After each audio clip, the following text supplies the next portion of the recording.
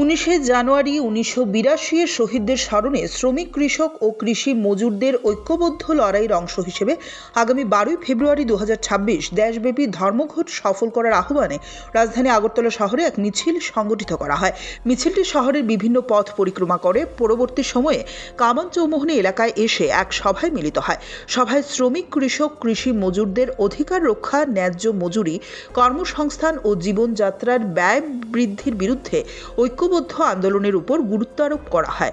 সভায় বক্তারা 1982 সালের 19শে জানুয়ারির শহীদদের আত্মত্যাগ স্মরণ করে বলেন, তাদের আদর্শকে সামনে রেখে বর্তমান সময়ে শ্রমজীবী মানুষের স্বার্থ রক্ষায় ঐক্যবদ্ধ সংগ্রাম আরও জোরদার করা প্রয়োজন। আগামী 12 ফেব্রুয়ারি 2026 দেশব্যাপী ধর্মঘট সফল করতে সকল শ্রমিক, কৃষক ও কৃষি মজুরকে সক্রিয়ভাবে অংশগ্রহণের আহ্বান জানানো হয়। এই কর্মসূচিতে সিআইটিইউ, এআইকেএস ও কেএমইউর নেতৃত্ব ও কর্মীরা উপস্থিত ছিলেন। আবার নতুন করে এই আইনগুলো পাশ করাবার জন্য নাম পাল্টে নতুন করে সেখানে ব্যবস্থা গ্রহণ করার চেষ্টা করছে।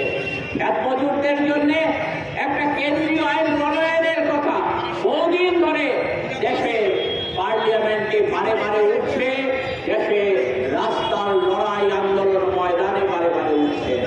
এই অবস্থায় দাঁড়িয়ে আমরা এখন পর্যন্ত খ্যাত মজুরদের জন্য তাদের স্বার্থ রক্ষা করার জন্য একটিও কেন্দ্রীয় আইন আমরা প্রণয়ন করতে দেখি।